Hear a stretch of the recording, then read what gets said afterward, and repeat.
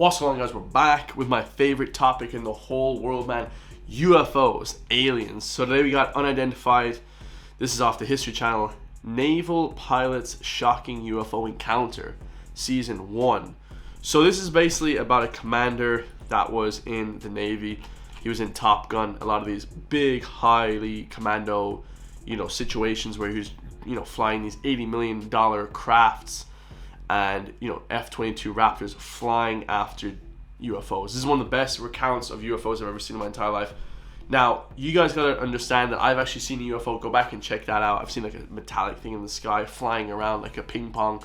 Insane. This one is about a Tic Tac. I can't wait to show you guys this one as well. Make sure to drop a comment down below. Tell me if you guys have ever seen UFOs. And I'm not talking about like aliens. I'm not saying they're intergalactic warfare. I'm saying they're like something that I don't know about the technology, guys. And it's technology that we do not have. So this one is probably the most, the biggest one ever in existence when it comes to actual, UFO encounters. So it's the most reliable source ever. Let's get it. On November 14th, 2004, Commander David Fravor and his wingman pilot took off from the USS Nimitz, which was on maneuvers south of San Diego. I was the commanding officer of Strike Fighter Squadron 4-1, the Black Aces.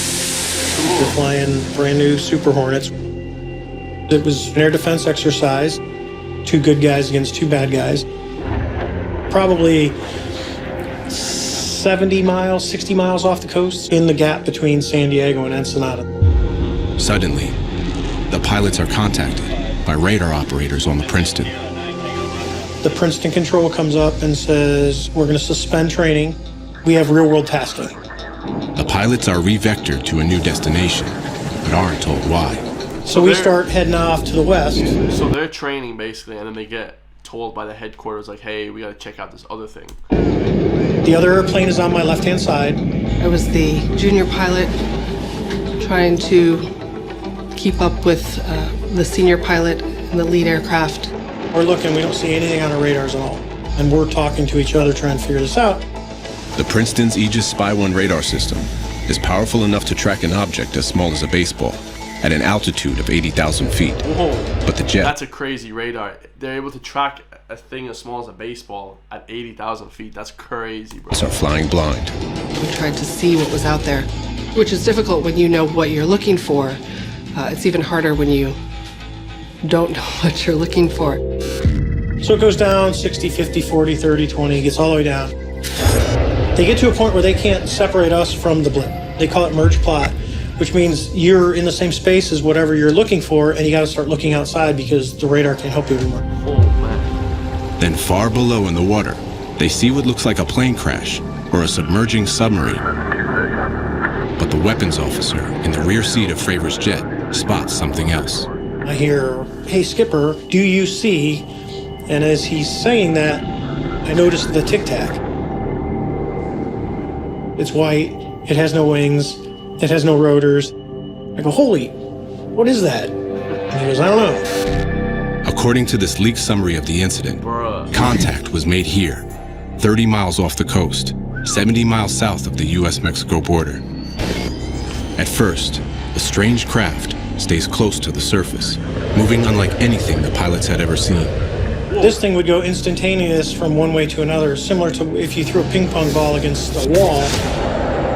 And we start to kind of orbit, because now we're going to watch this thing. We start a right-hand turn, and we're going from a clock code.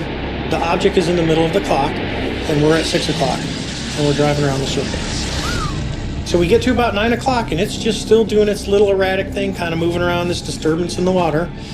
And I go, hey, I'm going to go check it out. I'm going to go down there. As we're coming down nice and easy, we get to about the 12 o'clock position, and all of a sudden it goes, whoop, and it kind of turns, and now it's mirroring us, and it starts coming up. We're like, okay, now it knows we're here. It seemed to be aware, and it seems to recognize him. It goes from basically just almost a hover into a pretty aggressive climb up to our altitude, so there's a bit of fear because now you're out there dealing with something that you have no idea what it is. It's actually reacting to what we're doing. I'm kind of pulling nose, to where he's going to be, and he's coming up. He just rapidly accelerates beyond anything that I've ever seen. Crosses my nose, and it's gone. And I'm like, whoa. The Tic Tac appears to have vanished. That's literally, I saw like a silver thing, kind of not like a Tic Tac, but like it was just like chilling there, no propellant, no nothing, and then all of a sudden it just takes off and just vanishes before your eyes. It's like, whoa, this is crazy. But as the jets streak towards a prearranged rendezvous location, known as the Cap Point, the radio chatter becomes frantic.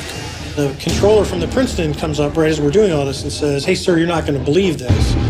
He goes, "But that thing is at your Cap Point." According to Fravor, the Tic Tac accelerated from a standing position and flew approximately 60 miles in under a minute, as fast as 3,700 miles an hour. 3,700 miles an hour. This thing was going 4,000 kilometers an hour, guys.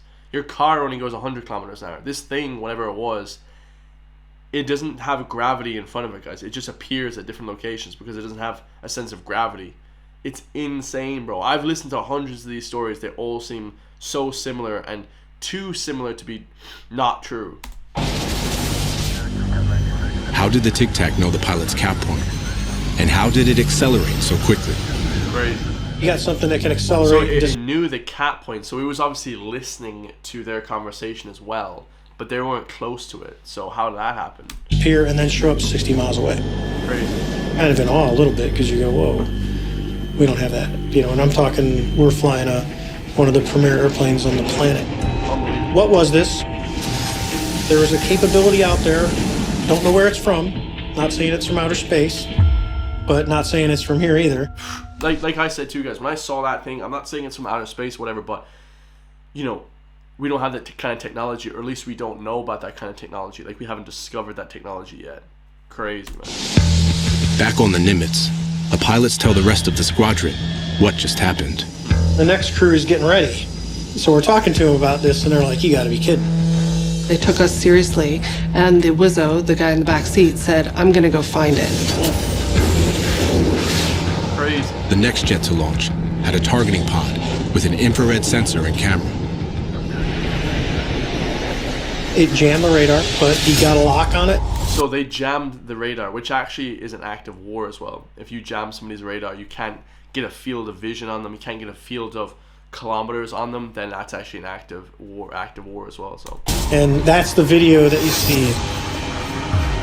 This is crazy. That doesn't weird you out. I don't know what does.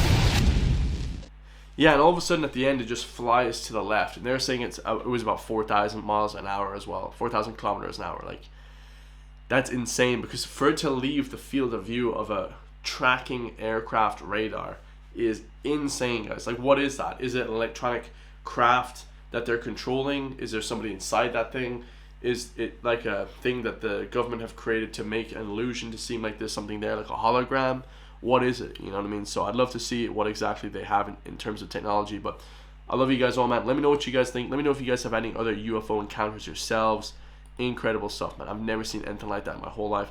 Every time I watch that, it's just unbelievable, guys. Unbelievable, truly. So yeah, I love you guys. I'll see you all in the next one, man. Peace.